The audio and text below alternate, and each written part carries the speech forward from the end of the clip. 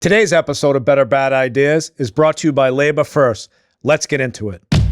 I'm Sean O'Brien, General President of the International Brotherhood of Teamsters.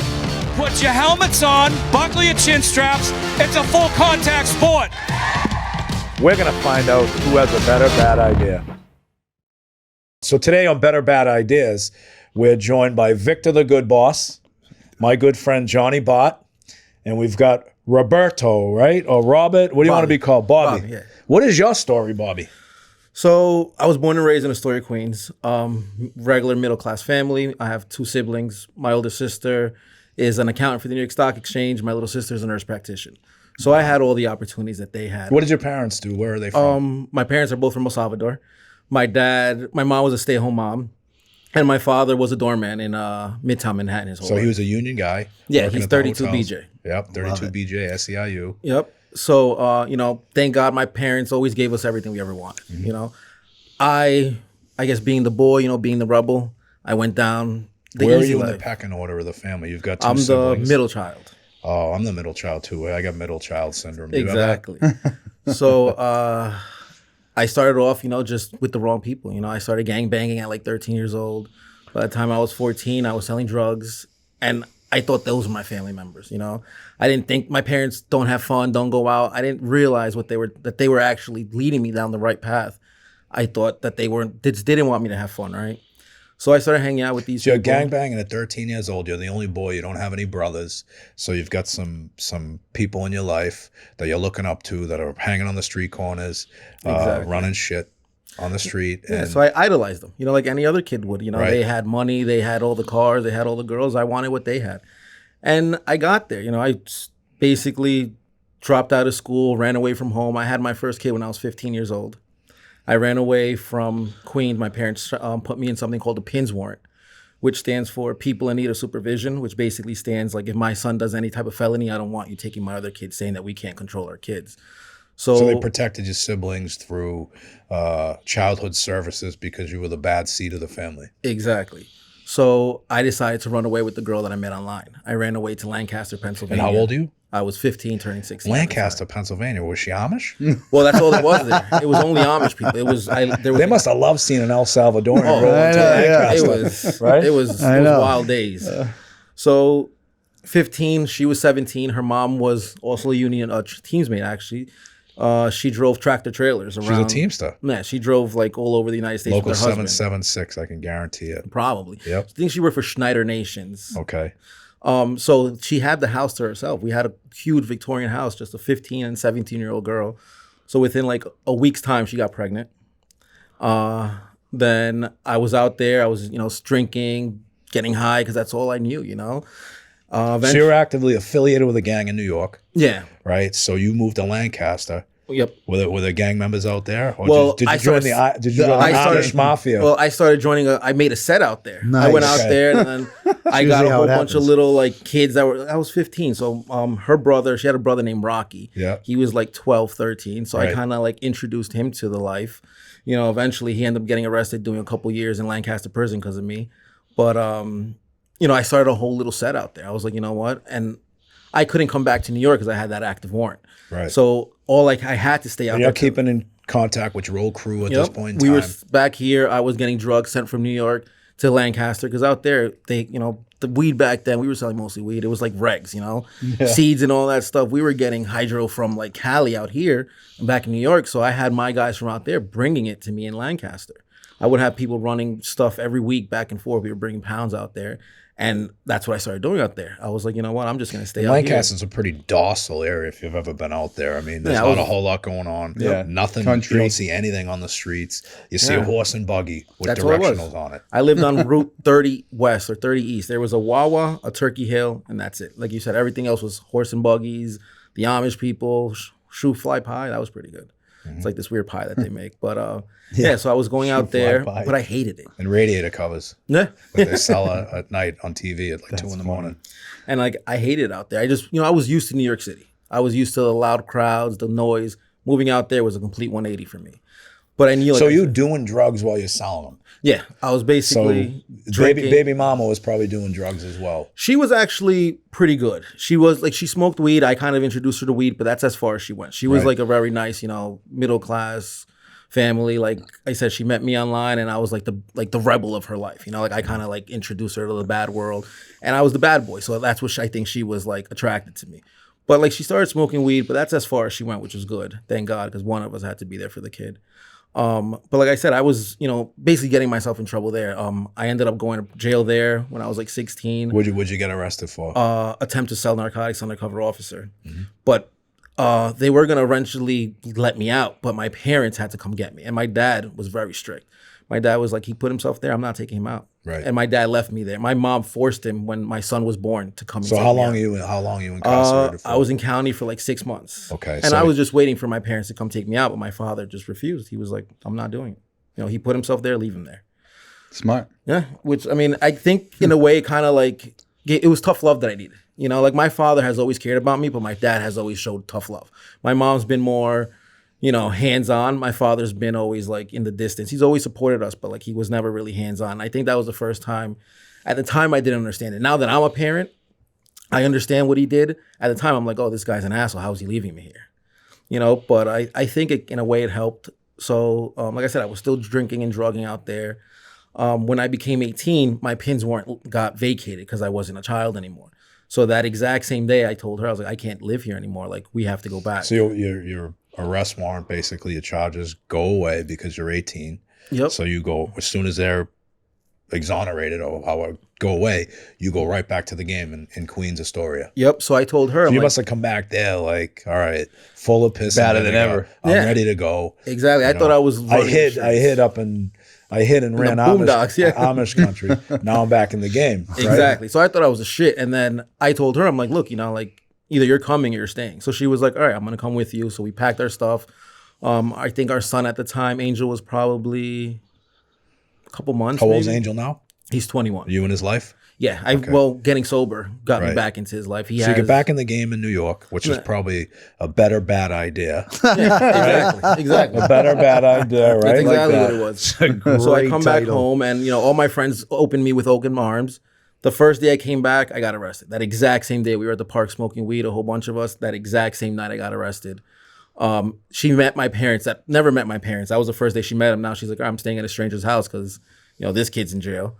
So thank God it was small charges. So I got let out like the weekend or whatever. Right. I ended up staying back home, but she realized that my life there was completely different than it was in Pennsylvania, because in New York I actually knew everybody. A lot in Pennsylvania, of temptation, pulled away from the family. So she got a job. Like I said, she was a very straight and narrow girl. She got a job. She was like, look, I'm not, like you could do what you want with your money, but I'm going to make an honest living. So throughout this whole time, she's obviously also unhappy because she moved from a little town to a huge city. She wasn't used to the trains. She wasn't used to the people, the noise. What was her nationality? Jasmine's Irish. Irish. Yeah, she's so Irish. Think about that culture. You're Irish, right? You go into El Salvadorian home.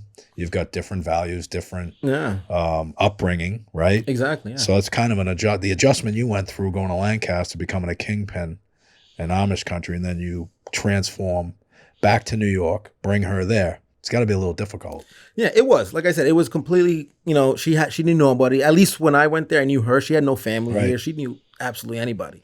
So the whole time, her mom was like, look, come back home. Like, I know you're unhappy. Come back home. Like I said, she drove a tractor trailer. She was never home. She's like, the house is yours. Just come back home. So she basically gave me an ultimatum. This was December 11th. I never forget it. It was 2 days. What year? I want to say like 2004. Okay. No, 2005. 2005. 2 days before my birthday, she was like, look, I can't do this. It's either I'm going to go back home, you're going to come back home, or, I can't do this. And I didn't believe her. I was like, she ain't going to do it. I went to work. Yeah, you're the man. I went to work. You're the man. Exactly. I was like, she ain't going to leave. I came back. I'm the best thing that happened to her. That's exactly what I thought. I was old. My ego was over the top. And then when I came back, she was gone. But when this whole thing was going on, when she was pregnant, I was smoking, I was high. I rubbed her belly once, and I told her, I was like, if he ever goes missing, just know me and my people took him, because I want him. So she always kept that to her heart. She's like, I always knew who you were. I knew what you were capable of. So the minute I left New York, I left with the mission that you weren't going to find me. So she disappeared off the radar. She ended up. Well, do you blame her? You threatened her. Exactly. I don't blame her. Like she did what she had to do. Like, she was like, you're going to take my kid away from me. Like, you're not suitable to raise a kid. Obviously my parents would have helped. But like me personally, I wasn't suitable to raise a kid. So she did what she had to do. She went back to Pennsylvania for a little bit. She was there for like a month. Then she ended up moving all her stuff to Ohio. And then she disappeared for years. She would send us messages every so often and to my mom, hey, look, if you send me a couple bucks, I'll send you pictures of Angel. My mom hired a private eye. We tried to do everything we could. She was extorting your mama well, she obviously learned a couple of tricks of the trade from you. Exactly. That's just OnlyFans today. Yeah. Exactly. Right? Send me a picture of your feet. Exactly. Just saying. So she just left, and years went by. Didn't it bother you inside not seeing your kid? It did. But were you consumed with the life where it didn't really... you would just focus on other things, being a criminal, selling drugs. I have 2 boys, 24 and 21. When I brought them into this world, I said, they didn't ask to be here. I've got to focus, because, we always had, growing up where we grew up, like you had that opportunity at all avenues to go bad. And sometimes you go bad, you don't get caught. But then when you're responsible for that kid that didn't ask to be here, for me personally, I was like, this kid didn't ask to be here. I can't fuck up.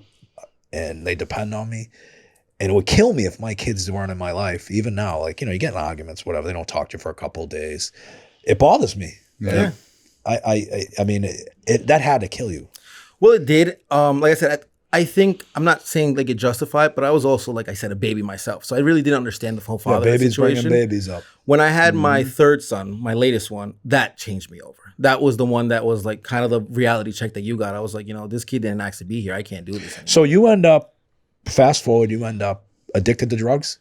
Well, yeah, at this point, my first substance was alcohol. I was a complete drunk. But once I was drinking, if you said, look, let's snort this, let's smoke this, I'm down for everything. So that was basically your gateway to bad behavior the rest of the night. Exactly. Like that was my weakness, was the alcohol. It took over my control.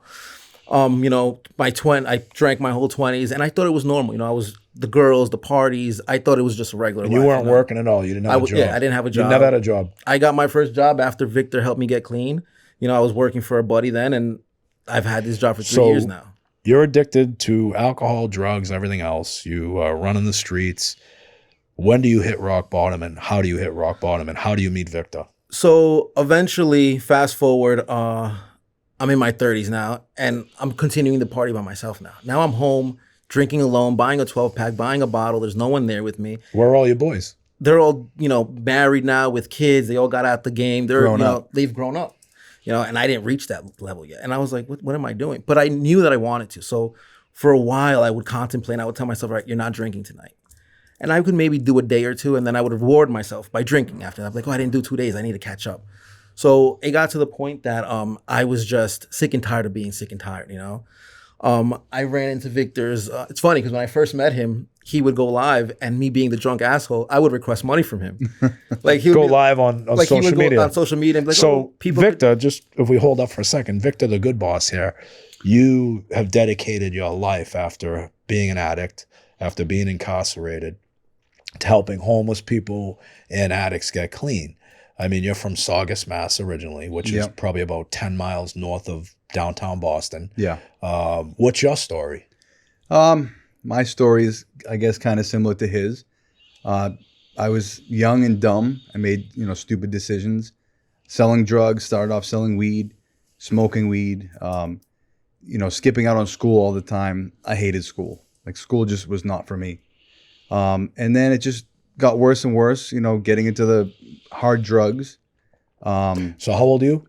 36. So you were around the Oxy era, 2000s? Yeah, I was selling Oxys. OC80s. That was my thing. I never done one. I got addicted to perks, perk 30s, and cocaine. That was like my biggest thing. Drinking. I was a party animal. Grew up in the club life, club scene, and every night I was partying. Getting like ecstasy and all that shit. Yep, done ecstasy. So you come. What's your background? What's your family life like? My family is a great family. They've always been supportive of me. I just chose, to live that crazy life. my family actually, you know, I grew up in the club scene. My family owned a club in Saugus, and I was there working young, and then went off on my own, started working in Boston. You started on a club in Saugus, didn't you? Listen. What, Taboo? No, we were at the Palace. Palace, okay, yeah. Yeah. That was the roots of everything. Yeah. So, I mean, I loved it. And once I got older, I started going into Boston, and I loved it, you know. I was working in Boston as a bouncer and just getting fucked up excuse my language. No, you can swear. All That's right, fine. getting fucked up every night. Getting hotels, you know, my mom was oblivious. I tell her, You're selling dope at this point in time, yeah. right? So dope, working a club, women, right? What else? What other bad advice? What bad vices did you come Getting to into fights. I would always go down to Providence, to the clubs out there. We'd always get into a fight every night, you know, hanging with my boys. So you get incarcerated for selling dope? Yeah, I got caught. Caught I where? got caught with OC80s. How much? I think it was just under 28 grams. What year was this?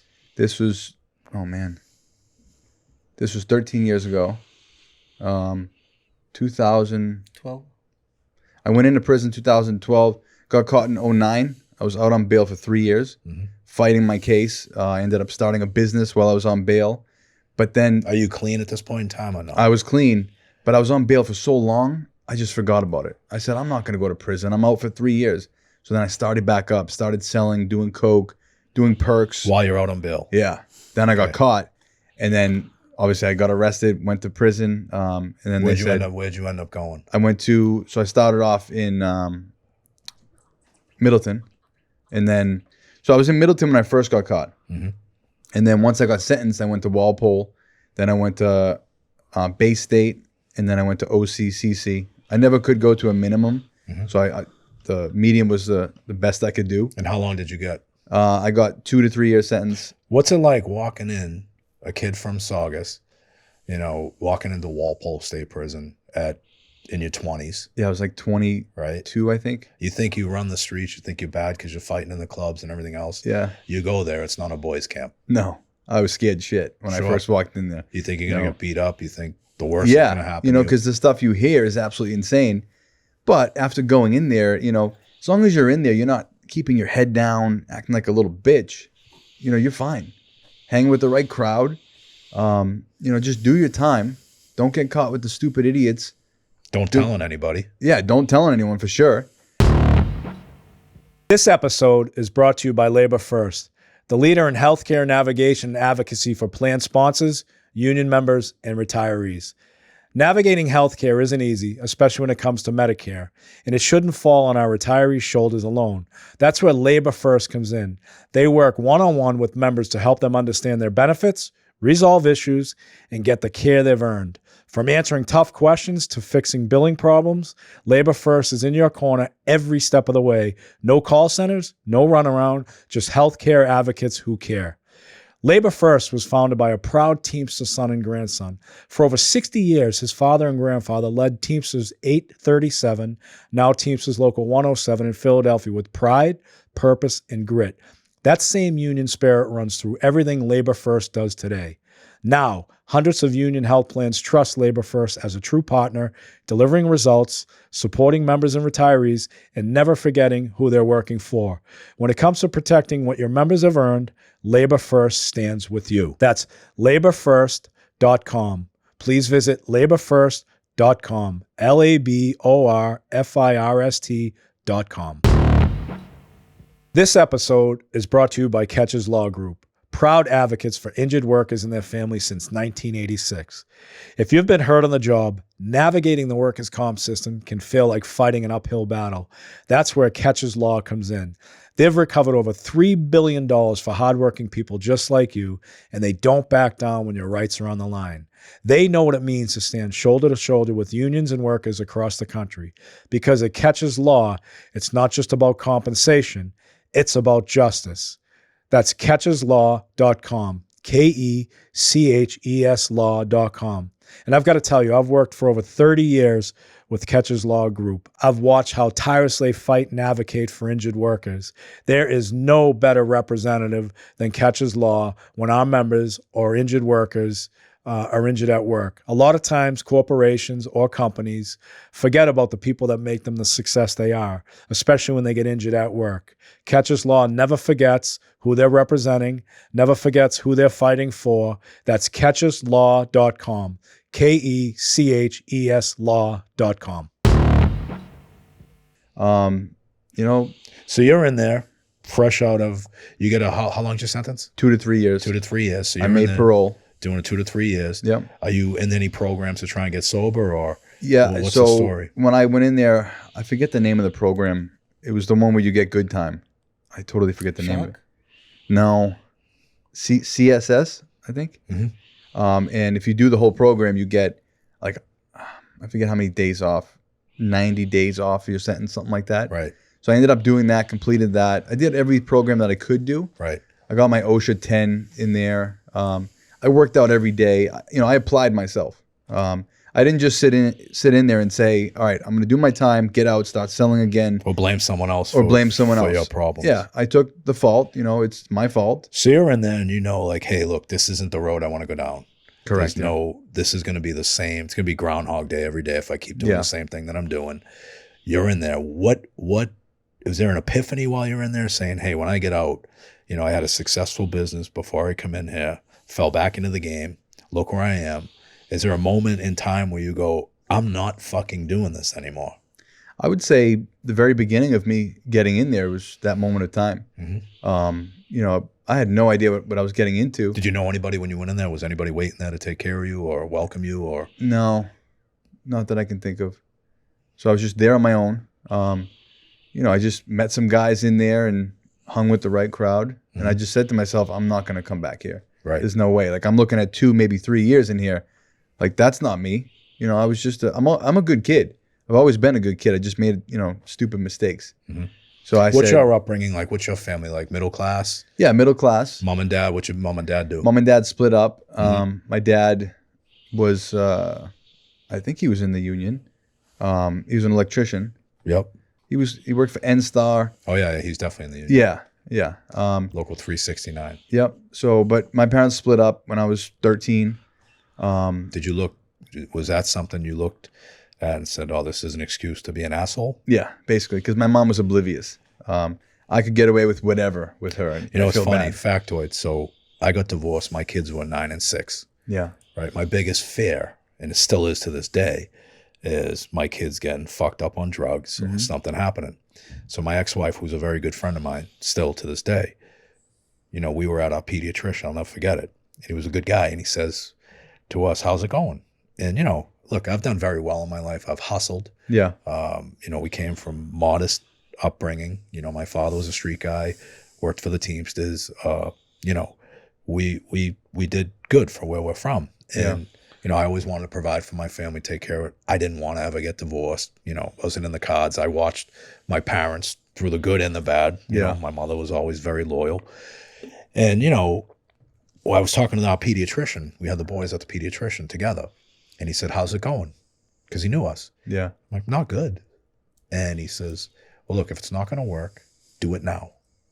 The kids were 6 and 9. He said, they'll get 3 of everything, because they knew my mother was active in their lives. I'm like, "What do you mean 3 of everything?" They're going to get 3 Christmases, yours, your wife's, and your mother. These kids are going to be great. Yeah. He says, and they won't have any effect. You guys all live in the same neighborhood, which we did. Yeah. And he said, the kids that parents get divorced at 13, 14, 15, he goes, this is the pediatrician's words, they become instant assholes, and they use that as an excuse to be an asshole. Yeah. That's right. And you know what, looking back, I'm like, best advice I ever got. That's probably the only advice I've really ever followed. Yeah. You know, looking back, but makes sense though. You know, the point to all this is and Johnny came from a great family as well. I mean, blue collar, hard working. Yeah. The problems and the temptations don't discriminate. Mm-hmm. You know, you can come from the worst family and be the best person. That's right. Yeah. You can come from the best family and be a shitbag. Yeah. It's just, and there's everything in between. It's how you make it out. You know, so your parents are divorced. Yeah. Both in your lives, I would assume, right? My father's not anymore. Okay. My father likes to drink. Yep. And we just, you know, we haven't really reconnected. We tried, but it just didn't work out. Hey, whatever. It's just, you got your mother. That's right. I love my mother. Yeah.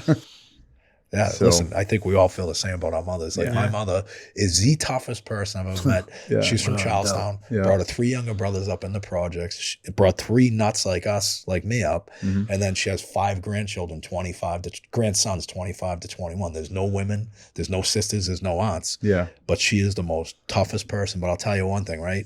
That's one person that has never wavered on me, right or wrong. Yeah. Right. And it's like, you know, you get a strong mother, you get a good mother, good woman, you're all set the rest of your life. There's That's right. nothing that you're going to do where she's going to be ashamed of you and not have your back, unless you're a child molester or a rapist or some other thing. But That's right. other than that, they're never going to waver on you. That's right. So you start this business when you come home, yeah. landscaping. Yep. I actually had a business on bail. So my job every single day Yeah. is to fight bad bosses. That's funny. All right, so I fight corporate America. Yeah. 1.3 million members. We deal with every employer from airline pilots to zookeepers, all the employees that represent those folks. And I fight with corporate America. I fight with bad bosses. I fight with people that don't treat people with respect in the workplace. That's You awesome. have Victor, the good boss. Yeah. And, you know, we did some research on what you do and what your mission is in life as a result of your shortfalls that obviously you've overcome. Yeah. Why are you called the good boss? You pay So- well? Do you pay well? I do. I pay well. The biggest thing is I treat my employees with respect. I am the good boss. If you ask my guys, they'll tell you. I like to take care of them, buy them coffee, lunch, dinner. Just treat them how they should be treated. You know, they're working for me. If it wasn't for them, I wouldn't have what I have. Obviously, I started the business, but without them, you know, I wouldn't have what I have. Right. So Johnny is a very good friend. Yeah. Johnny's got a story and a half that most people, if they were put in that situation, would crumble. Yeah. You know, when you talk about mental toughness, when you talk about adversity, and you talk about accepting consequences for your actions, never blaming anybody else. Yeah. This is the epitome of redemption and taking advantage of a second chance. And Johnny, you got sober before you even got into trouble, right? Yeah, so August 8th of 1989 is my sobriety date. So in jail, I had a few kind of like slip-ups, but nothing that, you know, I mean, a date's a date, right? So That's right, yeah. we never try to get Sure. tripped up on that in the recovery community. But, you know, what you said was, you know, and I appreciate that. You know what I'm saying? I was like, who's he talking about? But, so no, I really appreciate that. And, you know, sometimes that gets like, I did that little reel on Instagram about people, you know, hating and talking shit. Some guys like, well, you didn't tell on your friends. Big deal. You know what I'm saying? But it's a little deeper than that, right? Because if you don't tell on your friends and you ain't a pedophile, in jail, everybody's like, yeah, he's not a rat. He's not a Skinner. I'm like, okay, that makes him a human being. Now what? Yeah. You know what I mean? So that's really, that's the way people should be. So if you engage in conduct with people that, you know, you're making a pact with somebody, hey, like, you know, you're not a citizen. You're not a citizen. If you're a citizen, that's what the cops are for, citizens, right? Yeah. So, but when you engage with other people into, you know, bad ideas, not better ones, just bad ideas. I mean, that's just the you know, the commitment we make to each other, right? I mean, your word's your word. It's like gold. It's your That's all you bond. got left. Yeah. in My your word life. is Your word is so key. good. Yeah. So, I mean, it's like my thing is we're fighting bad bosses all day long. Yeah. But the problems remain the same in the workforce. Like, so my experience with addiction, my experience with people, and look, I've been very, very fortunate in my life. I've never done drugs. And one of the reasons why is I know I would like them. I've got that addictive personality, alpha male. If I'm going to be a drug dealer, I want to be Pablo Escobar. Yeah. Right. If I want to do drugs, I want to be, you know, up for 3 or 4 days. And That's right. luckily I never did that. My addiction is work. Mm-hmm. Like I'm addicted to work. I will work 20 hours a day. And I love chaos. Right. But I've seen over the years, many good men and women, no fault of their own, get injured at work. Mm-hmm. Right. You can see it. 20 years working repetitive lifting, bending, and stooping. Yeah. Right. Yeah. Blow a shoulder out because your body, you're human. Mm-hmm. Then they go out on workers' comp. They get the surgery. Now, meanwhile, the employer, to your point, you made a great point. I wish everybody had this mentality you had. I started the business. You started the business, right? Yeah. But your business is growing and thriving, not because of you. Because of the workers. It's because of people like him and him that go out every single day. And you've given them an opportunity, but they are providing you with wealth, stability. You're rewarding them. But when people get injured at work, in my world, employers throw them away. That's right. Like they don't want to deal with them. So what I've seen over the years and I've been in the union 35 years, advocating for working people in a leadership position for about almost 30 years of that. Yeah. And you see someone get injured and they're in their mid 40s, right? Went to work 6-7 days a week, worked all the overtime. Now they're out of work. They're getting workers' comp. They get their surgery. And what happens? These doctors throw them on all these painkillers. So they're doing painkillers. They're home. They can't do anything. You can't move because the employer that you were so fucking loyal to and you gave 110% every day, the employer that injured you is now following you around with a fucking camera to catch you doing something bad, right? This is our world. So you can't do anything. So what are you doing? You're watching TV. You can't even pick your kid up or pick groceries up because someone's out there with a camera going to say, hey, he's committing workers' comp fraud, right? So you're paranoid now, number one. People are watching you. Number two, you start eating these pain pills, right? So you're out of work 6 or 7 months. You come back, you're still fucked up on pain pills, but you're doing your job, right? You're clear to come back to work, but you're still chasing Got an those addiction. pills, right? That's right. So I've watched this chronologically go down where someone will be in that scenario, come back to work, then they start hanging around. Look, every workplace for the most part, if it's a big workplace, warehousing or anything else, you've got your resident drug dealers, you've got your resident bookies, you've got every bad vice in there, and it's just what it is. People prey on the weak. And so you watch this person go down this road, then you start getting calls like, hey, so-and-so's been out 3 days this week. It was out Monday, Wednesday, Friday. Or they're calling in sick on Mondays. And then you just see like the appearance now start to dwindle, the hygiene. They're not the same person they were a year ago prior to them getting injured. And then you just see them go down this road. And when they can't afford the pain pills because they're so expensive, they go to the heroin. And they go to fentanyl now. Right? It's fentanyl, right? And it's like, it's fucking awful. It's a bad trajectory. And so what is your role in this? How do you identify people that you want to help? Because if you check out, and what is your social media platform? It's all Victor the Good Boss. Okay. Every handle. On everything. So if anybody watches Victor the Good Boss, the audience and everything, you'll see what this person does. You go out and you see someone that's homeless, or you identify someone that's homeless. You weren't homeless, right? No. You just were haunting him for money all the time. Yep. And he said, I got to get this pain in the ass clean and sober because he keeps fucking shaking me down for money. More or less. So he ended up helping the first person he helped, Kevin. And how many people have you success? Well, success can be defined in many different ways. How many people have you attempted to help and success rate? I think it's 34 that you've got that were homeless and addicted. So that was over a year ago, I'd say now. I'd say I'm at over 50, maybe 60. So how do you identify these people? Because we were always like, I think in where we grew up, right? You'd see someone that was whacked out on the street. Yeah. Right? They ask you for a couple of bucks, you give them a couple of bucks, right? Yeah. I mean, it's just the way it is. But like I was always under the impression people that really want help are going to ask for it. Is that true or not true? No. What do you think? Well, the thing is, I always say that that's the biggest thing. You know what I'm saying? They're so scared you of have to each be other. ready. That's right. When you're ready. But some people aren't ready. And then, all the talking in the world might never help them. But one thing you say might. You never know. So I got to say that I feel like now things have changed because I make my videos and I show, this success. People are reaching out way more than before. Like my emails daily, I get so many emails that come through. Please help me. I have no insurance. I just get so many people. How do you decide who's genuine and not genuine? So I go with my gut, but the majority of the people that I help, they're right next to me. I don't really help people online as much because it just costs too much money. So I'm driving around. I see a homeless person on the side of the road. They're holding a sign. When you say you're driving around, do you actively go looking for these people or are you just in the course of your day?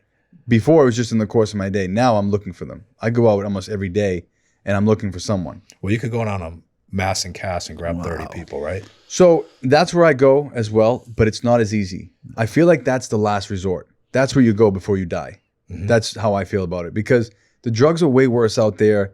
Everyone is just literally throwing their arms out, that whatever's inside of that fentanyl is ridiculous. Whatever's there that makes people bent over, to do all these crazy motions. It's and those nothing people like are I've ever hard seen. to get off the streets. The most recent female, you're taking a risk walking up to someone on mass incass, right? No question. How of they're course. gonna react to you. I had a female that agreed to my help, and we went as far as to the airport, and she was so messed up in the airport, laying on the ground, doing the lean. People were looking at her, and I'm standing next to her like her bodyguard, and I'm just, looking at people like, saying, don't judge. Yeah. Because they don't know what the hell she's going through. She's not doing it on purpose. She's doing it because she needs to. She needs to so she doesn't feel sick. And we could not get on that plane because right before boarding, she was way too dope sick, and she got pissed. She's like, So why I can't wanna you go find back. a program around here? I don't know.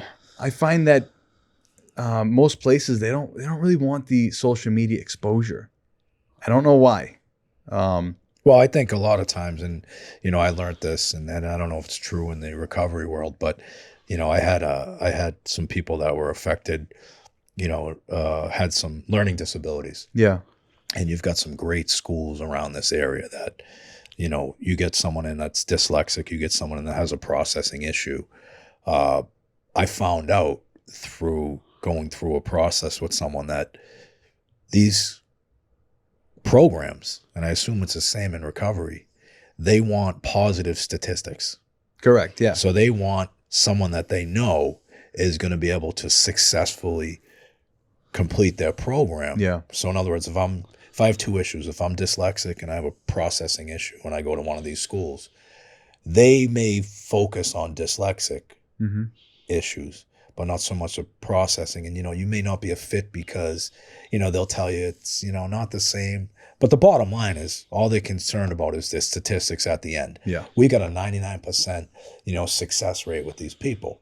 Do you think the same holds true in the recovery world? Yeah. I don't, if I can interject on absolutely. that, right? Yeah. So This is our education. I for me, to work be honest. I work for Matty Powers, right? At Power Recovery in Revere.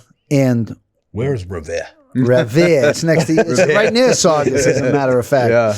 But so That we used to be take the Aquanet capital everybody. of America. Do you know what Aquanet is? You guys No, too you're young. too All young right, for Aquanet. So You're we're showing his older, age. right? So in high school, went to high school, and every girl had a big pink can of Aquanet, and their hair was like this. Looked big. just like this. It was But like you couldn't even touch it. It was Revere, just- Mass, Medford, Mass, where I went to high school. East Boston. East Boston. Their hair was out Looked there. like Marge Simpson. That hair, just like that. That's funny. But so I work for Matty Powers, right? Power Recovery. And I'm dear friends with Eddie McGrath from Rockland Recovery. Yep. And Matt Gannum, from I forget the name of his place, but all those people will take anybody. And I know like Eddie and Matty, if you don't have insurance, they'll give you a scholarship. So that's great. See, they're looking for people not to complete a program. They're just we're all people that struggle with addiction. So they want to help people. Now it's about money, right? You need to keep the lights on. You got to keep the doors open. You know what I mean? So we're in there trying to, but now everybody has, Mass Health at least. So at least those people, but they're not listen, I work for these people and I'm close. I spoke over at Rockland Recovery for Eddie. We had Matt Gannum on, the show. These people are dedicated to just helping people. Aren't the private ones? Like, so I spoke at a LAP. You know what LAP is? Labor Assistance Recovery Program, right? It's a big, huge program nationwide where all labor unions, collaborate once a year because they all have treatment programs, whether it's alcohol, drug addiction, or mental health. So I spoke at this event in Las Vegas. And there's a lot of private recovery centers that won't take insurance, right? Yeah. They won't take state insurance. They won't take state insurance. I didn't know and that. it's strictly a business. So when I was speaking at this program, and look, luckily I don't have addiction issues. Every once in a while I have a couple of cold Bud Lights, but I can do that, right? Yeah. It's not in my makeup. But they had the event in Las Vegas, and I'm like, why the fuck would you have this in Las Vegas, right? At the Tropicana Hotel. I knew I was going to be in Las Vegas. So I'm like, I'm going to go speak, and I'm very supportive of sobriety, mental health. I'm like, I know I'm probably gonna have a couple of beers. I'm gonna stay at another hotel because I got to speak on the issue of my experience and seeing what workers go through when they're addicted. I don't want to be sitting at a bar and then getting 7 people see me there. So I go to the meeting, meet and greet. Before you go into the big meeting where I'm going to speak, you walk through. It was like the convention center, right? You walk through in all these booths with brochures and recovery centers, right? Yeah. They're all out there. And I'm the general president of the Teamsters. So they're like, hey, refer your members here. You know, we don't take insurance, but, you know, and I'm like, I never realized what a business and scam it can be. It's such a business and can be a scam. Definitely. You know, there's patient brokering or whatever they call it. You know, a lot of people judge me for what I do, and some people think that I do this for the wrong reasons, and that's not Well, what are some of the wrong reasons people think you do it for? People think that I'm making money per client that I bring, and the majority of my people that I help, they're homeless. They have nothing. So the facility's not making money off them. They're doing it from the kindness of their heart. So yeah, that's the big thing. People think that I'm making money off of this. If I'm making money, the facility's paying me for my advertisement, you know, for stuff like that. And that allows you to help other people, right? Correct. Because that's what it's all about, money. Yeah, 'Cause I have a you couldn't do nonprofit, this too. without money. Yeah. Right. I mean, look, the reality, it's sad. It's actually a sad reality that if someone doesn't have money or the resources, they're fucked. Correct. But that's why it's good to have people like Victor, Right, good to have exactly. people like Eddie, good to have people like Matty Powers, Slane. Why know what I mean? would someone Those not, people why that would help someone people. not want to affiliate and take state insurance if you're in the recovery business? Think about it. Yeah. Too much red tape. You know, if you're taking state money or you're taking state insurance, you're subject to audits. That's right. They're watching over you. So they're watching over Like you. you say, Yeah. So it's This like, is it. so it's like, binoculars. so those are the folks that should be scrutinized, not the people like that need sitting help. around this That table. are helping Yeah. people. And it's sad when, you know, you see people that really need the help and want it, and they get caught up in all this bureaucracy and red tape and all this other bullshit. And look, you know, I talk about my 2 boys all the time. I thought, hey, look, you know, 0 to 12. You know, everybody was a suspect in my eyes, right? Because there's different phases in your kids' lives where you watch. There's certain things that they're vulnerable to, right? So from 0 to 12 or 13, I would never allow my kids to sleep over anybody's house. And my ex-wife would be like, what's wrong with you? Did you get molested as a kid or something? I'm like, no, look, I'm responsible for these kids. And That's right. It's going to be a problem. God forbid something happens. So like from 0 to 13, I'd be that guy going to a birthday party at Chuck E. Cheese is like scoping everyone the out. whole place, make sure there was no skinners in there, like looking. Yeah. And then you know, I would never let my kids sleep over anybody's house because I said, God forbid something happens, a brother, an uncle, or a you never father, know. like I'm gone for life, right? That's right. And then, so you get through that phase. And then, you know, the high school phase, the temptation, you're worried about drugs, bad relationships with girls, and all this other stuff. Got through that. Now they're in their 20s. And, you know, everybody's like, oh, they're in their 20s, they're growing up. I'm like, no, it's not over. It's not over. You know, one bad injury. My son plays college hockey at Suffolk University. God forbid he gets injured and they put him on a painkiller, and you know he can go down that road. Right? You never it's know. like I'm more worried now, the 20s, the 30s, and the 40s because I've seen it my whole career. I've seen good people, no fault of their own, get addicted because of an injury, because of whatever the case may be. Yeah.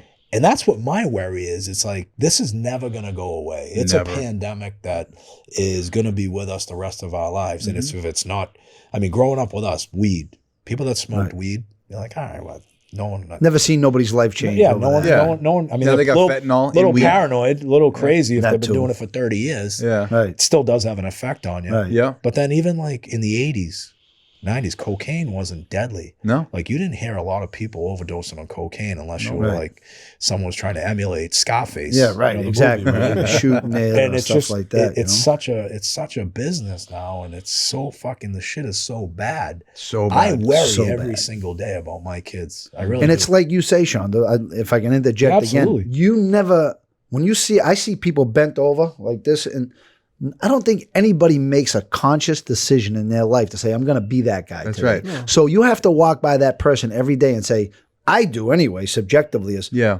wow, that could be me. I'm so grateful that's not right. me. Because like Sean said, you see somebody out there like, and you're like, yo, somebody held that baby in their arms saying, this is going to be the best thing in my whole life. And to have that happen, I mean, when you're a parent, I'm not a parent, but like Sean says, this is a valid worry. And nobody wants to be like that. That's why, you know, people deserve at least an opportunity. That's right. Exactly. Addiction affects families so much that people don't even understand. Like, so many people in this world are affected by it. Now, do you think it's hereditary? I mean, there's all stats that support it. Honestly, I don't know. I don't even think that's happens. even. I just think that anybody at any point in time, an injury. Right, but you always hear people say like alcohol. You know, hey, you got the gene. So here's a great example. My father's an alcoholic. Right. I don't care to drink. I mean, right now I can go and have 1 or 2 drinks. I'm sober. I'm clean off of drugs. Alcohol, I can have 2 drinks and I'm fine. Don't they? But I don't care. Do they call that completely sober or not? I don't know what they call that. Yeah. I really don't. Everything is subjective. There's a million ways to do it. Do you look down on people? Like, so in other words, like, I know a couple of my friends, they were fucking whacked out on OxyContin. Yeah. Right? They're completely sober from drugs. Mm-hmm.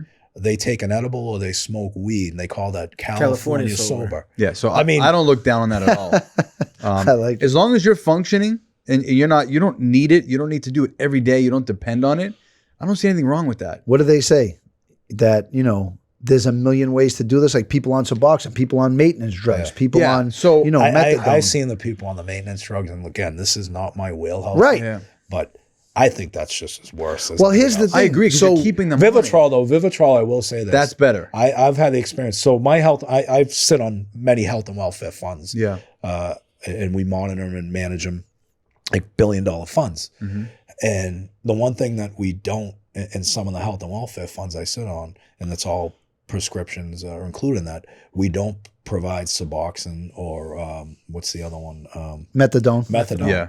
Methadone's awful. We will provide Vivitrol for a certain period of time, yeah, which seems to have the most success, and it's not mind altering. Right. It's not like people bent over. I'm saying, so people take Suboxone in prison to have the same effect as narcotics. But what I will say is, from a recovery coach standpoint, before I just thought it was like, you got to be sober from everything. That's just the way it is.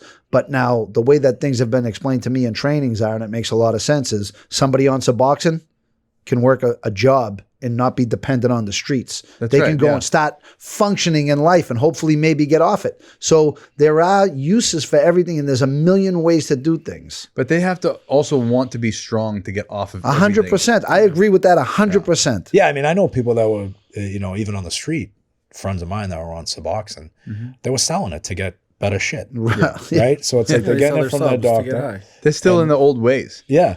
I mean, so you how do you seek out these programs? You have like one program that you're married to. I know you talked about the place in Florida where you grabbed a homeless guy in Las Vegas, and you said to him, like, hey, look, I'll give you this scholarship, $60,000 for you to go in there. We'll pay for it. Yeah. We're gonna allocate funds for you when you get out to make sure that in the monitored funds, you just don't hand them a bag of money. That's right. And so tell us that process. So you find a guy, you find Sean O'Brien homeless, right? Yeah. And I'm standing on the corner of Hanover Street, and you see me. Like, you see me stand there homeless. Are you going to pull over? And why would you pull over? Just say, hey, this guy looks fucked up?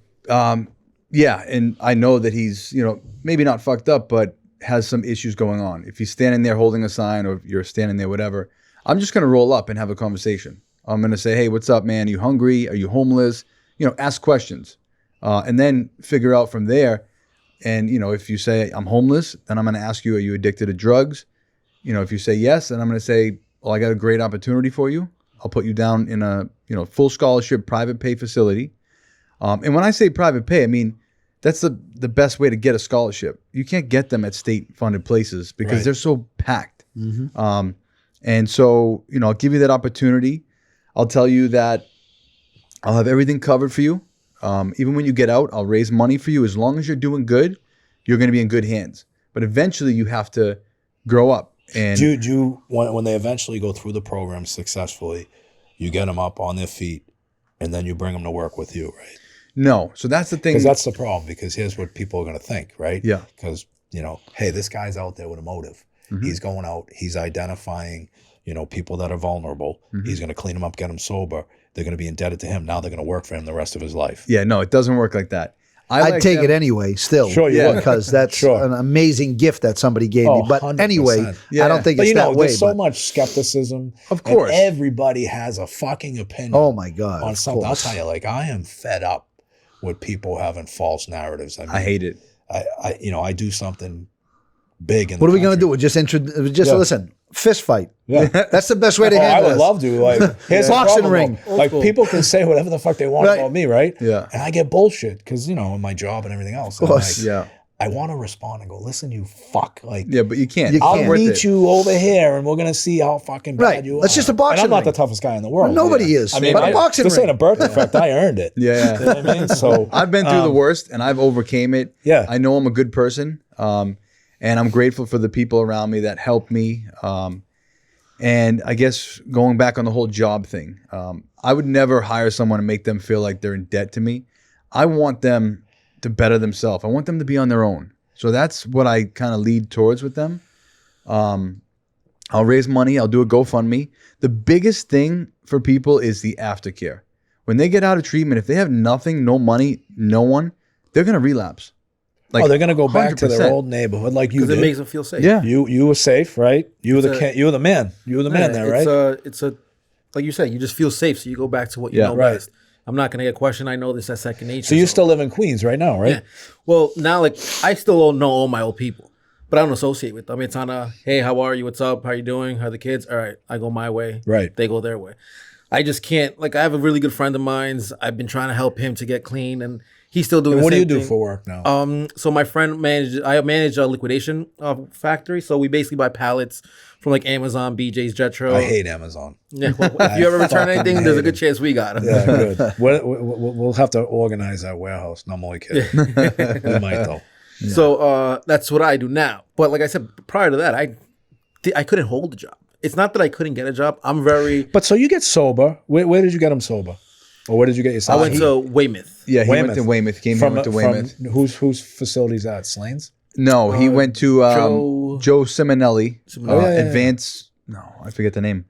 I think he just. So opened a new place. we used to detox we still do detox everybody at Gosnell, Okay. right? Which is down That's the a state Cape. facility. State facility. Yeah. And they were really good. They're really There good. are some that are good. Don't right? get me They're wrong. really good. And then to your point, after they get detox and everything else, I think they're in there for 12 days or 13, 14 days. for detox, right? And then you got to get them in a program. PHP, IOP, Right. all that stuff. All that stuff. And, we referred them to wherever we could. And, everybody knew we had great insurance. So there wasn't really a problem getting beds. Yeah, But they wanted you. so you rehab in Weymouth and you go Correct. right back to Astoria, or did you hang around So there for a I while? stayed in Astoria. So like I was, I think, the 6th person Victor helped. Yeah. So when he started, he was just, he was learning the system himself too. So I kind of went straight to a sober living. I didn't do the whole detox. And then when I kind of saw how he was doing it after, at first I was like, I didn't do that. But it was the biggest blessing that I had. Yeah. Because I detoxed in this sober home just by myself. Right. And I know myself. If I would have been leaned into it, I would have been like, I could do this again. I have one more trip in me. Yeah, you went But through it. I went, What, one more trip of going to get fucked up on the street again, then coming back? Because I would have been like, oh, this was too easy. I could do it again. Yeah. So, going through the Well, withdrawals. it's too going easy through- because you were ready. Exactly. Exactly. I It knew can't that be. I was. It can't be easy. And again, unqualified opinion. It can't be easy. It cannot be easy for someone that doesn't want to quit. That's in a program. Well, no, what I meant was like if I did it through a detox that I went to like gave you Valiums to like lean me off. Like I kind of went. Victor dropped me off and was like, all right, I'll come back and check up on you. And I was like, what do I do here? So like the first couple of days was hell. I was, shitting myself, puking myself, but I needed to go. They put through a that. diaper on you. Like it was horrible. Like I think I won't. Victor the diaper guy. They gave him wet wipes. Yeah, they might even throw the bed out for all I know. Gave you But- dude wipes in there, right? Yeah, basically. Like I needed to go through that physically, to be like, I don't want to do this again. Yeah. So when I was there, I was there for 44 days. And Victor told me you could stay there as long as you need. But I know myself. I knew if I stood there, I knew when I came home, I live alone. I was like, none of these guys are going to be here for me. Like when I go home, I'm going to be back. They're not by fun myself. anymore, right? Yeah. So when I came home, I told Victor, I was like, look, I got to go back. And he's like, are you sure? Do you think you're ready? And I was like, these guys aren't going to be So there were to you give me nervous support. about him going back? I'm always nervous if anyone goes back right? to their old ways. Yeah. Because you never know if someone's really ready. I had a secretary that worked for me. She was a great lady. She graduated high school with my mother. And her daughter was the same age as me. And her daughter was a beautiful, beautiful girl from Charlestown. And you know, the youngest of the family, and I'm down in Washington Street over near where, you know, remember Filene's basement used to Oh, be? yeah. Filene's Bad basement. area, bad area. You're showing like, your age, yeah, Sean. bad area, right? And I'm walking through there, and I was down there because there was a construction project going on. I was down there making sure all our guys were good there. And I see her daughter, and I see her with an undesirable, and she looked at me, and like you just tell it was shame, right? Yeah. Shame. And I made like, you know, I watched to make sure like the guy she was with wasn't abusing her or anything. Yeah. You know, and you know, it was her drug dealer or whatever it was. So I go back, and I'm conflicted going back because I'm saying to myself, all right, I was always brought up like, keep your mouth shut, don't say anything, whatever. But I'm like, I'm conflicted. This lady's been very good to me in my life. I said, look, I get back to Charlestown, and I said, hey, I saw her, you know, your daughter doesn't look good. She's like, yeah, she's not good. And been through the whole circuit of multiple rehabs and all this stuff. And I said, well, is there anything we can do? Let's go grab her. I'll get some guys and grab her. Like, I don't know. Yeah. She goes, it doesn't work that way. She goes, I wish it did, and I appreciate it. She goes, but you got to understand one thing. Drug addicts, as screwed up and as high as they might be, they are 3 weeks ahead of us in their thought process. And I'm No like, question. I go, what do you mean? I was like, what do you mean? Like, I'm thinking, your mind's altered. You're not thinking. Yeah. And I know, you know, you get a few beers in you, you get a better bad idea, right? Yeah. And, no question about that. But she's like, listen, all their concern is at that point in time is, where am I going to get my drugs? And they're thinking 3 weeks ahead. And I never looked at it that way. Yeah, it's true. I never, ever looked at it that way. And that has stuck in my head. And that was like 25 years ago, 25 years That's ago. why they say everyone, once an addict gets clean, there's nothing stopping them. 'Cause That's what we have always say, right? We have If that you could put that mentality. effort Yeah. into working and making money and hustling and trying to can do whatever you want. You have that mentality. It's Well, you go from it's- one addiction to another, There's right? no question. Yeah. And that's But- me. I'm addicted to helping people. That's great. Right? I mean, that's That's listen, my thing. for me, I got the best friends on planet Earth, Sean being one of them, right? So I would be in the Boston Commons sleeping tonight if I didn't have the friends I had. So Yeah. I'm the worst case study for anybody getting out of prison for a very long time. Obviously, everybody knows I did 27 years in prison. I was sentenced to 35 years. But when Which was a life sentence back then, right? this was 28 years more than a old. life. See, the started as a death penalty case. But so when I got out, I'm looking at like people are struggling to eat.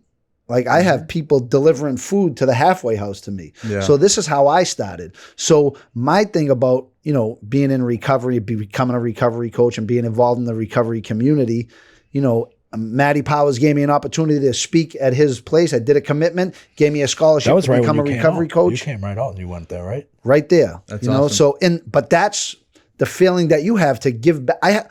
Listen, this table here is about paying it forward, right? We heard of That's right. that was a phrase before, but this is what, like Sean does that. People might say, but Sean has given me a great opportunity, given people I know great opportunities, you know, and to work, to be you, to just have an opportunity after prison, after, you know, being addicted to drugs. So, and I think that's a great common denominator to have here, to be at this table with people that do that. It's, you know, it's a great, listen, if I didn't have my friends, I wouldn't be where I am. Isn't today. it amazing though? Like you get scrutinized for trying to do. It's good by people. it is So, really, like, honest to God. You went through some. You know, people are gonna say whatever they want about you. And we just talked about like, is people gonna look at you saying, "Hey, I'm getting these people sober. I'm gonna use them as a tool for my business," which isn't true. We all know That's that. not true, yeah. I wouldn't have you on this show if I thought that's what you were about. But it's good that you can do Right, that. Why yeah. shouldn't you be Right. able So to do that? here's the thing, right? So where I come from, where I'm, you know, I help everybody. Unless you're a child molester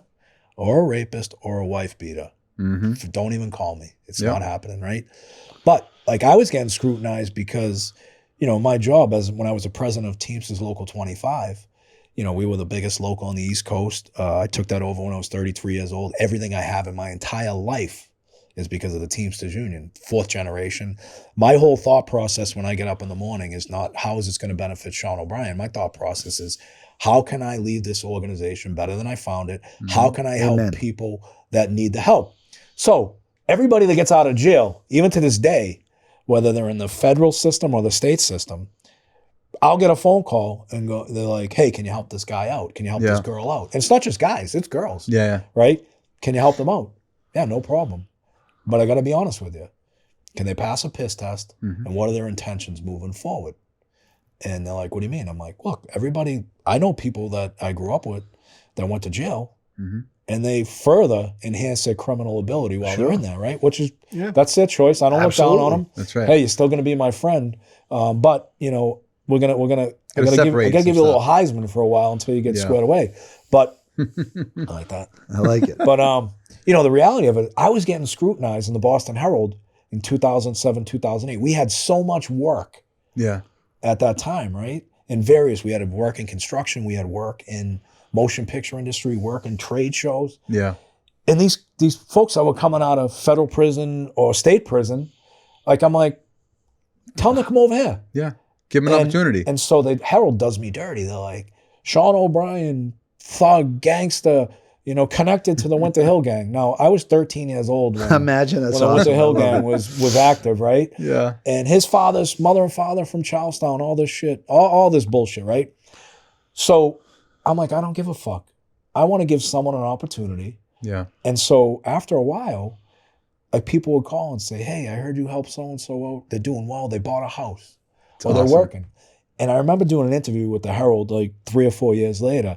And I, of course, I have it in my mind because I'm like, Herald. You don't realize there's different reporters that focus on different things. So I go into this interview like a fucking asshole. Yeah. I'm like, what are you going to write about now? How I fucking help people, blah, blah, blah, blah. I go, I'm the biggest success story. I'm more success than probation when it comes to helping people get jobs. And the guy was like, no, that's why we're here. That's awesome. Right? But imagine like, you know, people saying, oh, that guy did 10, 15 years in jail, right? He doesn't have the ability, or he shouldn't have the opportunity to change his life, get sober maybe when he's in there, take a hard reflection on where he is and who he's hurt. He doesn't, or she doesn't have the ability, or she shouldn't have the ability to come out and get an opportunity to work and provide for their family.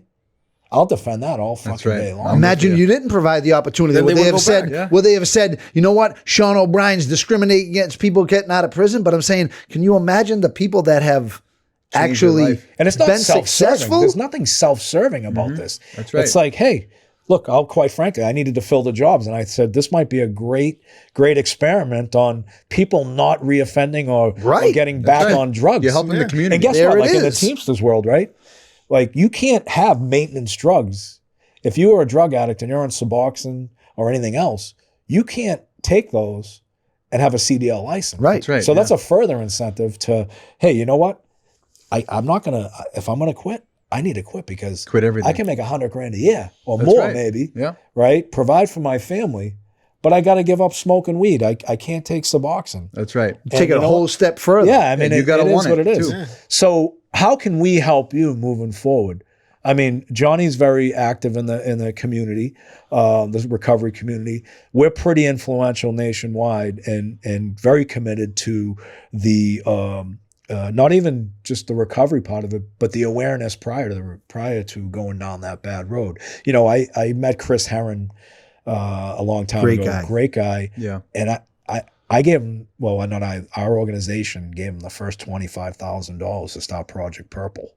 That's awesome. And he was just recently on the podcast. And if you don't know who he is, he was a Boston Celtics player that actually talked about before the game running outside the Boston Garden to get some crack to smoke to go in to play the game. So that's how much of an addict he was. People don't know. But I heard a lot. So. Yeah, so you know, maybe that's an opportunity where we can partner up with him and provide a scholarship to someone. You know, we've got other avenues, and I think Slane's a good friend. I knew Slane's a great guy. Slane's awesome. Have you met just a Slane? phenomenal. No, dude. I never met him. Great guy. We were trying to get him on here, but he's a big Hollywood guy. We'll get him on here. I'll call him as soon as we're done. Yeah. No, he works with Charles River. Yes. So I used to get scholarships from them way back then, before the whole stuff happened. No, Slane actually agreed to come on, but the dates didn't work. Yeah, because I had to change it. It was my fault. Yeah. So sorry, Slane. See, we're trying to hook you up here, and you're fucking up because you're too busy. I know. Listen, there's a lot of heavyweights in the recovery community, man. That Eric Spofford. Yeah. I mean, and I follow him on Instagram. He's going through some stuff, right? But all good dudes. And listen, is it about money? Everything is about money. How do you pay your rent? Yeah, but you got to live. I got to pay my rent, but you have soul focused. Yeah, exactly. Yeah. You got to have a heart. Guys are helping people. I have no giving problem with free anybody making scholarships. money. Of course. Trust as long me when as I you're tell doing you. good too. But if you're giving back, like you said earlier, right? I fight greedy bosses, corporations all day long that are making. Think about this. I deal with a corporation that made $100 billion, right? Mm-hmm. And they wanted to give our members 3%. That's crazy. Of a raise. That's right. And these are 340,000 people, right, that go out there and provide a service that not only does the corporation make money, but Wall Street, the investors are making money. And the only ones that they didn't want to reward are the people that are doing the work so that they are making the money. Yeah. It's a fucking nightmare. It's crazy. Yeah. But, I don't have a problem with people making money, but there is enough to go around for everybody. Right.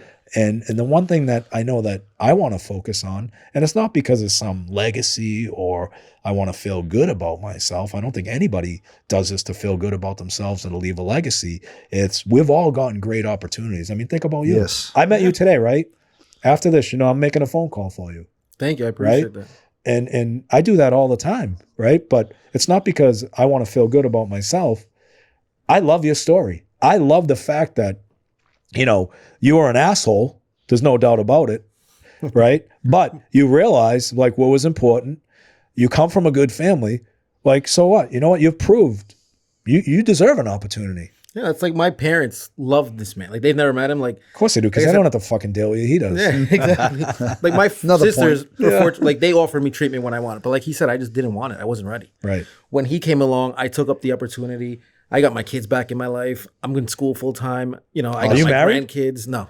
You got grandkids? How old are you? I had my first kid when I was 15. You're what, 37? I'm 38. 38. And my oldest son has 3 kids. Papi? They call you Papi? Papi. Yeah, they call me abuelo. They call you abuelo. All right, so I know 5 Spanish words now. So my grandson is 5, Noah, Emilia's 4, and then Mateo's like. All right, these are your grandkids. Months. Now you have 3 kids. I have 3 kids. All right, so you've got a 35? No. I got a 21-year-old Angel. I found my daughter. She was the main reason kind of that pushed me into sobriety. I found her when she was 12. I didn't know she existed. We linked with Ancestry.com. My older son and her linked as I got a great story about that. But anyways. And then, so when I met her, kind of like you said, I knew what it felt like to How old is she now? Jackie, 17. She's the one that I brought to you, right? And who's the youngest? Joel. He's the youngest. He's 15. 15. Yeah. But I raised him since he was little, so he's watched me go through my addiction, and I think in a way it kind of helped him because he doesn't want to. He's like, I don't want nothing to do with alcohol. I don't want, So I watch these quotes, and I watch Johnny all the time on Instagram, and I posted something that jumped out at me last night.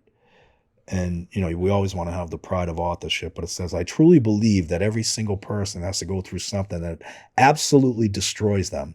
Yeah. So they can figure out who they really are. Mm-hmm. Yep. I read that last night. That's great. Like, this is perfect. I love that. For what we're doing here. Mm-hmm. So how can people that are listening today be helpful to you and or any other such program that is out there? You've got a social media platform. Yeah. So I also have a nonprofit. I started that after the first person that I helped. So, if anyone wants to check it out, it's thegoodproject.us. That's thegoodproject.us. Yep. And where can they find that? Just right on the internet. If you go to my page on Instagram, TikTok, there should be a link right there. So what do you have? How many followers do you have on Instagram, TikTok? I'm new to this game. He's an expert. I'm not. I'm new too. Are you kidding me? Look, it's the first thing he does when he comes in here. He makes a video. I like it though. I like it. Yeah, listen, he's the best marketer in the world. Yeah, no, he is great. I met him at a Little League field that we were going over. You guys were fixing. Yep. Yeah. But anyway, so I have like 7 million followers combined on all platforms. 7 million? Yeah, 7 million. Wow. And I've got that many followers in 3.5 years. Yeah. Just by doing good, helping people. And I love it. So our goal, or this goal of this podcast, I think, is to recruit good facilities where they could award scholarships to help through your foundation or your nonprofit. Mm-hmm. And what are some of the target areas? I mean, is it down south? Is it in Boston? Is it in Greater Boston or where? Because you referenced a place in Florida. Yeah, so I work with one place in Florida now. I get like a scholarship a month. If we could get... Let's talk about this app too. I don't want to forget about this app. Yeah, we'll talk about that after. But I guess No, it's his podcast. to your Well, he to your does have point- 7 million followers. So. I'm taking over now. All right, good. To can your have, point, you can have all the bills too. no, I don't want that. All right. Anyone watching, if you have a facility and you have a spot where you can do good and save someone's life that literally has nothing, I'll do the aftercare part. I'll raise money for them, for sober living. I'll help them get a job. I'll help them whatever they need for the aftercare. And how is the fundraising? How does that work? So I usually I have a general GoFundMe Right. in my page. Then I also have my website. Okay. People can donate there. So you don't have like an event one time per year, a gala or something? No, like that? I've done a couple comedy nights, Right. but I just don't have the That's a people pretty to help big me. sober community, by the way. Yeah. So I've done a couple of them. I've collaborated with some other nonprofits, and just collaborating with people really does help. Right. So if anyone can help in any way, like I'm not just looking for money or scholarships. I mean, any way that you can help out, It's down even for. if just as they interact. Like I know a lot of people, me personally, and a lot of people he've helped. This love that you get from strangers pushes you forward. Because I said I was at a point that I couldn't get anything from my mom and dad or my sisters just because I burnt those bridges so bad. Yeah, it's amazing though. It's funny. You think you can count on people you've been with your whole life, And you can't. and then usually sometimes, unfortunately, they're the ones that walk away from you the sucks. fastest. Yeah, and like there's strangers that just little messages that I would get that I'm like, I don't even know who this person is, but they're like, it's hey, you know what? amazing. I'm proud of you. Right. Keep going. And I'm like, that's I'm why getting like the now, chills right now. Yeah, like right now when I tell people all the time, like, hey, look, I don't know who you are, but I got your 6. We're brothers now. Like you need someone to talk to. I don't have a lot of money anymore, but I have time. Like, like same thing with him. Like I owe my life to this guy, so I call people for him. Well, you owe your life to him, but you also can provide opportunity for other people as well. Yeah, he helps That's to me give help him other back. people. Like I It's- call facilities just to get a little bit off his chest when I have some downtime because I figured he helped me. Like you said, we're all here to help each other. What's this app all about? All right, so And it's amazing, right? Apps. Yeah. Right. I, new to this game as well, but I like the flip phones. yes, Right. I'm with you. I'd Government- rather that. It's harder for the government to listen to your The burner conversations. phones, But He don't know what's going on unless the phone's chirping. yeah. I'm gonna go get a beeper. Right. I missed There the smart, you the go. smart My beeps. father had a beeper. I had a beep. I had one too. No, I had a beeper 911. too. But my father had a beeper, like when beepers weren't supposed to be around, and he was going through an issue. I said, "You're the only fucking guy left with a beeper," because his lawyer he'd have his lawyer beep him, and I'm like, Oh, "Why'd you shit. your lawyer?" Because I decide if I want to call him back because it's Yeah. $1,000 an hour. But these apps, everybody that's homeless that you see and or addicted on the street, everybody has an iPhone or a Everyone, cell phone, yep. Or a cell phone. right? So if you told me 10 years ago, hey, we're creating this app to help people with addiction, or Homeless people. You'd be homeless like, how do people, they you'd be have like, access Yeah, to how it? do they That's have right. access to a phone? Now everybody So everybody does. has a phone now. So tell us about this app. So this app, I mean, I guess I can tell you the name now because it's already out there. I haven't released it yet, but it's all patented, and my lawyer has everything ready to go. It's called FreshStart. Anyone that needs a fresh start can be on this app. Anyone that wants to help someone with a fresh start can be on this app. Nonprofits, organizations can be on this app to showcase what they're doing. But basically, there's a lot to it. So, I mean, I can't get into it now. It'll take us hours. But if there's a homeless person on the side of the road that has a phone that needs help, they can simply download this app and get any assistance that they need. If they need shelter for the night, if they need food, if they need anything, they simply just download the app, create an account, type in what they need. If they need to speak directly to me or a mentor, basically I'm going to allow people just like myself to go hit the streets that want to help. Because there's a bunch of people that want to help. And they ask me, how can I help? Well, if they download this app on the Fresh Start app, they could be a mentor and help someone. So you could actually have that person go out with a QR code to a homeless person, hold their phone up to it and say, hey, look, you might not want the help now, but here, take this, put this on your app. Yep. If they're not ready now, they will be later. Right. If they want to get into treatment, they can do it right from the app. Now, is there an aftercare portion of this app? Yeah. So there's Fresh Start, which is the main app, and then there's Fresh Start SOS. SOS is for people that need, urgent help right away. The main Fresh Start app is going to be people like myself on the app, nonprofits on the app that want to do good. So how can I get that app right now if I'm listening to this show? You can't now. You can't when No. this is going to be launched. So if you go to FreshStartCard.com, you can simply put your email and you'll be the first to know when it's launched. So that's FreshStart Card. I'm sorry, FreshStartCard.com. CARD. Yep. .com. So if anybody's listening here, you can get all the information on when this app is going to be launched. It's freshcard.com. No, FreshStartCard.com. Yep. All right, perfect. FreshStartCard.com, because eventually, hopefully when it's released, if not, it'll be stage 2. There's going to be a digital Are there wallet. other programs like this? Do you know of or no? Not really, no. I've done my research. Wow. This is going to be Cutting edge. Yeah, this is going to be all over the U.S., hopefully the world, because there's so many people that need help. And I found out that So why don't you find a way to leverage this with all these other treatment facilities nationwide, partner up to use your app? that's the goal. My other goal is to find someone that really believes in this app. I have a few people that are ready. I just need to show them the actual app as an investor or that wants to be a partner in this with me. Because right now I'm funding it all myself. I don't have much money. I just sold my landscaping portion of my business so I can do this more full time. Right. So, I'm funding it all myself. Once the app is like in my hands, which I have the first kind of phase in my hands now, Right. I show people if they really want to be a part of it, they can be an investor or a partner or whatever. That's great. But it's really it could be $1 billion app.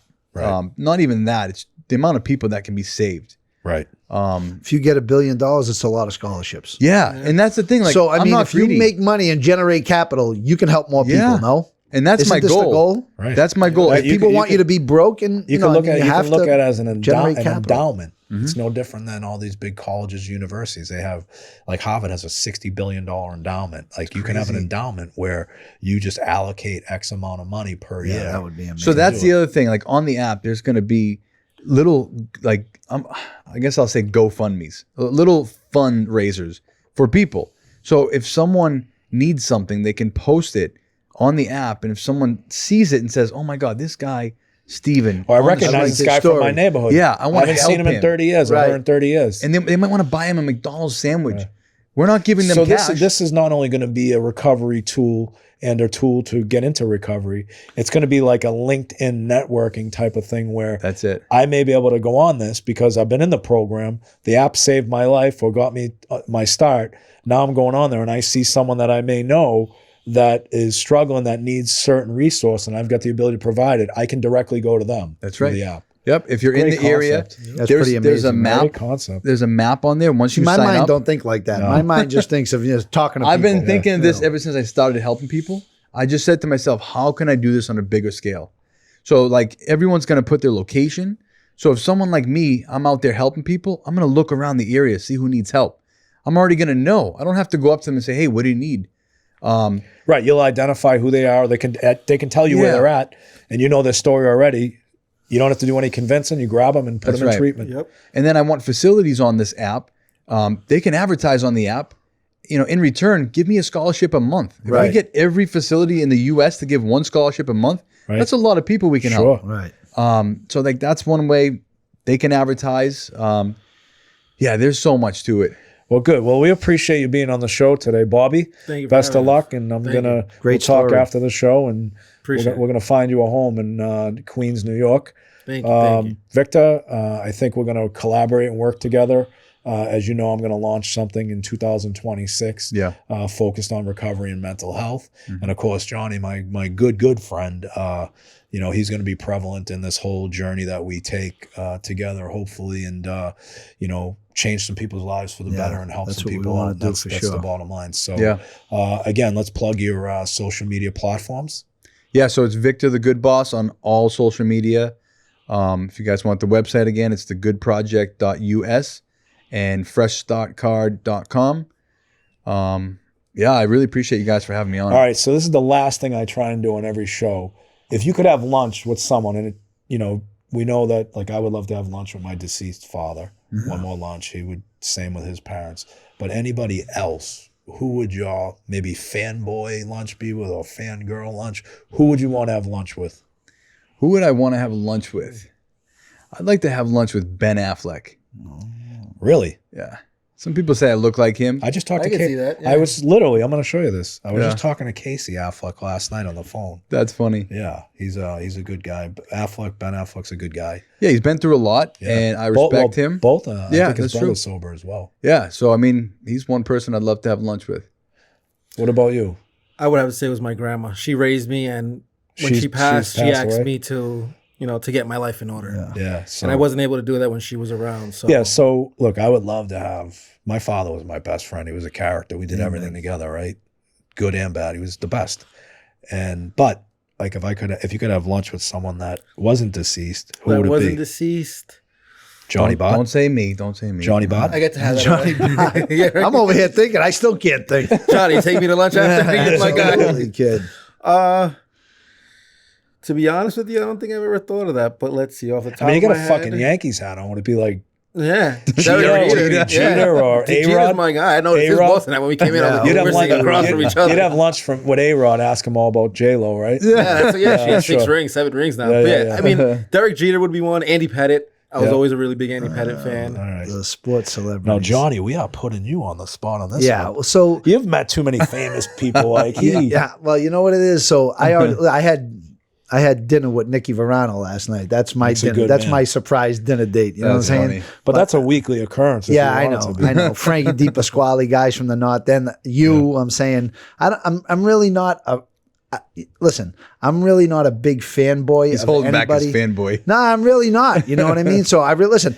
I mean, he had lunch with, he had brunch last week. I caught him with Renee Graziano from Mob Wives, right? my God. So, but listen, my TV's been unplugged in my house. I don't watch TV. I'm Me really either. not, I mean, so listen, the people, I'm in awe of the friends that I got Sean O'Brien's the head of the Teamsters. Yeah.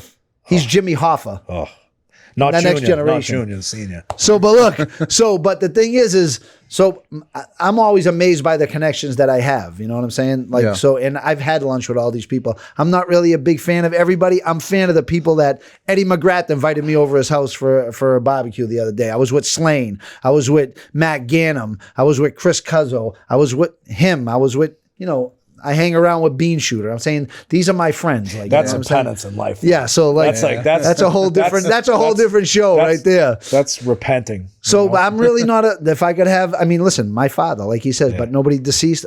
Listen, I'm with the guys I love. My friend Gio, I'm saying, Gio's the best. guys that have been with me forever, that have showed love. Who do you think I want to have lunch with? Let me see, who?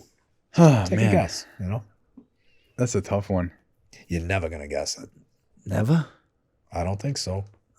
All right, I'll let the cat out of the bag. Let's go Snoop to Dogg. Snoop Dogg. All right. I love that guy. That's I love awesome. him. You know what I love about him? So I know some people that know him because they're out in LA and they were in that lifestyle. They're working in the union now, but he's never changed. Like, he was a street kid, straight up gangster, Yeah. but family oriented. Had been with the same woman for 35 years. All right. Raised his kids, put them in the best schools, and he's hustled his whole life. Football coach? Yeah, and Yeah. absolutely, right. And think about the connections he's made. Like, he Oh is. my God, insane. No, but think about it. Like, he doesn't run from his affiliation, right? His street affiliation. He is in the community. He coaches his kids. He's been with the same woman 35 years, and he runs around circles with like Martha Stewart, complete total opposites. So, what does that tell you about the guy? I mean, look, we always kind of gravitate to the same people that we're like, but is that always the right way? No, like, it's about networking. It's about building relationships. And finding out how you can actually leverage those relationships to the betterment of other people. And that's why I love the guy. So, look, awesome. thank you for coming on Better Bad Ideas. Thank you for having us. We look forward to working with you. Thank Likewise. you. Awesome.